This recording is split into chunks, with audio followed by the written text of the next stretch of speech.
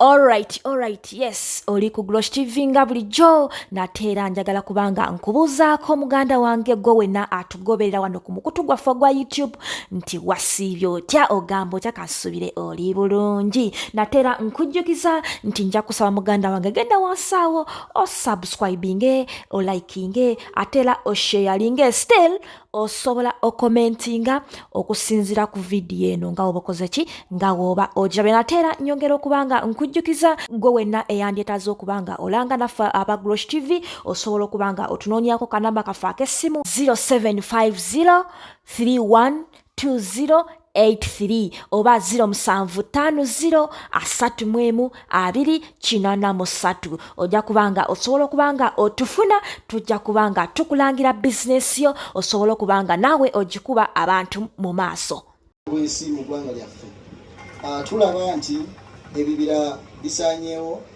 Aba National Forestry Authority wamu n'ennema bajulira nti Uganda efiirwa kumpi emiti egisoba mu 220 buli mwaka olw'okutemebwa kw'emiti. Abantu bagitema okwokya amanda, abantu bagitema okusala embaawo, n'abalala ababa bagenda okuzimba ebizimbe oba okuzimba amayumba basooka kusaawa emiti gye basanzeewo ne bagisuula ku ttaka.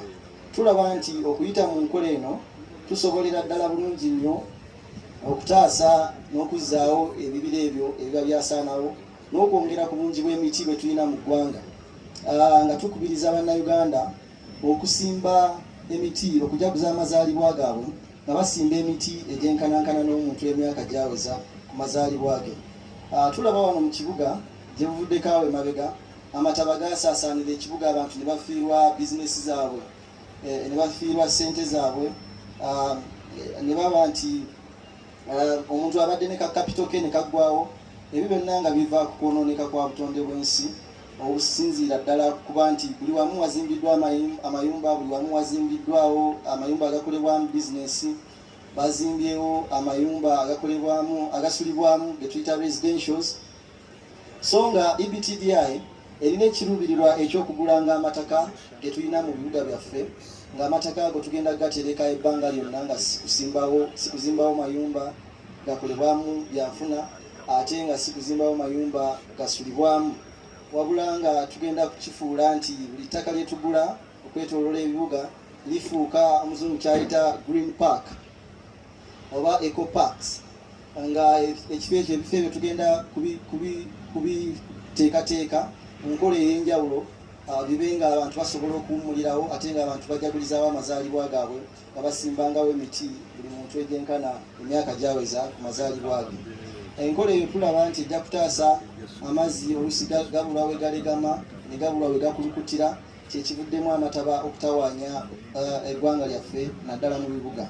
Tulaba ebitundu bingi ebyetoolodde eggwanga lyaffe bifuna ekyeya, ne babeera mu ddungu ng'enkuba tekyatonnya, ate ng'ekyo tumanyi bulungi nnyo kiva ku kusaanawo kwa butonde n'okutema emiti entakera. So nga tulowooza nti enkola eno ey'okukubirizanga abantu okujaguzanga amazaalibwa gaabwe nga basimba emiti egyenkana omuntu emyaka gyaweza kisobolera ddala bulungi okuyamba emiti okuddawo naddala mu bibira singa National Forestry Authority wamu n'ennema batukkiriza okuba nti abantu baffe buli ayagala okulwanira obutonde n'agenda mu bifo ebibira we byasaanawo nakkirizibwa okuba nti asobolera ddala okwetaba mu nkola ya EBTDI n'asimbawo emiti. Mu Uganda tuli abantu obukadde 45.9 45.9 million. So watya singa wakiri ebitundu 10 ku buli 10 eby'abannayuganda ffenna tuvaayo nga buli omu alina amazaalibwa, ffenna abannayuganda wamu ffenna obukadde 45,900 buli omu buli mwaka abeera n'olunaku lwe yazaalibwako. Okusinga okusala obusazi keeki n'okunywamu ku buli mazaalibwa tusobolera ddala bulungi okukola ekyenjawulo ne tugenda mu bifo ebyo ebiragye byasaanawo ate ne tusobolera ddala okusimbayo emiti. Mu mwaka gumu gwokka kitusobozesa okuba nti emiti gizzeewo n'ebitundu ebibadde n'ekyeya ate ne bisobola okuba nti bifuna enkuba n'obutonde bw'ensi okuddamu okutereera. Tumanye emiti girina omugaso mungi nnyo. Emiti gituwa omukka gwe tussa guyitibwa oxygen, gyongera ku bulungi bw'empewo gye tussa n'okugyawo omukka omubi mu mpewo gye tussa. Ekyo tumanyi nti kya muwendo kubanga osanga omuntu nga alina endwadde ez'enjawulo eziba oluusi ku mpewo gye tussa okubeera nti erimu obukyafu bungi, so nga tumanyi nti emiti okweyongera kwajo kusobolera ddala bulungi okumalawo embeera eyo. Ate emiti girina n'omuganyulo mungi. Emiti egimu girina omuzungu kyayita food value, gyongera ku bungi bw'ebibala. Waliwo emiti egy'enjawulo ng'emiyembe, emiti nga jambula n'emiti emirala mingi nnyo egy'enjawulo egivaamu ebibala.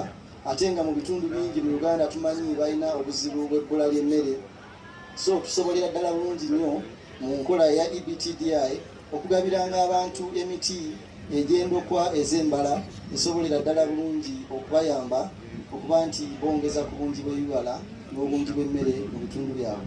Ssebo mu bufunze ekigendererwa kya EBTDI kwe kutaasa obutonde bw'ensi, kati tukozesa ekintu ffenna ekikwatako ekya buli omu amazaalibwa ge kuba nti agakolerako ekintu ekyenjawulo. Ssebo nammwe benna abampuliriza abatulaba mbakubiriza okubaawo kwolwo olunaku, tujaganize wamu kwolwo olunaku. Tugenda kuba ate tutongoza ekintu ekirala ekyenjawulo.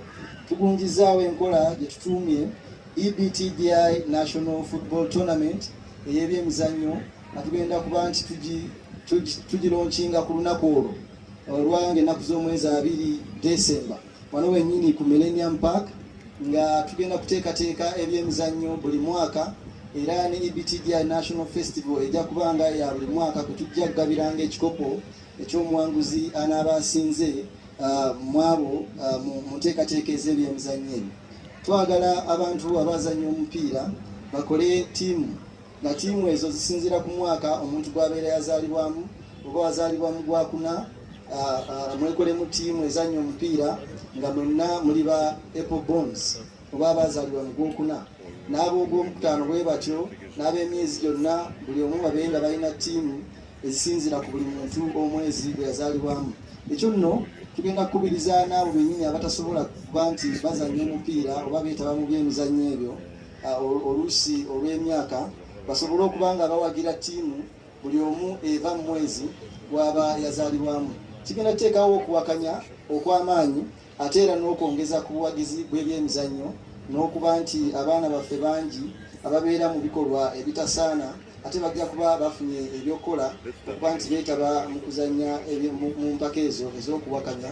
So nga tumanyi bulungi nti ebyemizannyo biyamba okulongoosa obulamu bw'omuntu oba okuyamba okuwa omuntu obulamu obulungi mu ngeri y'okukola bbiri. So nga ate bwe tubigatta wamu n'okutaasa obutonde mu ngeri y'okusimba emiti, ekyo nno kigenda kuteekawo enkola egenda otuyambira ddala okwongera okumanyisa omulaka guno ogw'okuba nti tukubiriza abantu okujjukiza obutonde bw'ensi ate wamu n'okwekuuma nga balamu. Ssebo mu bufunze byebyo neeyanziza nnyo neeyanzeege, mwenna nsaba mubeeyo era nsaba n'ebitongole eby'enjawulo okujja okutuwagira mu nkola eno. Twagala companies ez'enjawulo zifuule enkola ya EBTDI nga corporate social responsibility paaka yaabwe, nga omuntu bw'abeera executive mu company ate akikola ng'ekyokulabirako wamu ba celebrities ab'enjawulo okuba nti bakitwala nga kyamaanyi nnyo ate era nga kya muwendo, kubanga abalala basobola okubalabirako nabo baba nga bakola reciprocation oba okujjukiza enkola eno wonna mu ggwanga. Neyanziza ng'aweebwa ekikopo $10,000 ejja ze zikumpiriza ensimbi obukadde nga 360 buli mwaka omuwanguzi anaafunanga ku buli EBTDI National Festival ey'okubangawo buli mwaka.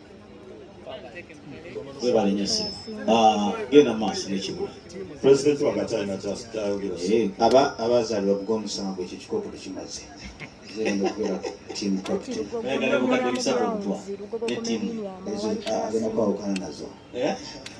kale ekibuuzo kisooka amanya n'eddoboozi bantutaddeyo promotions ndi under president Apitex Promotions atutwala ffenna ba promota ekitali kubuuza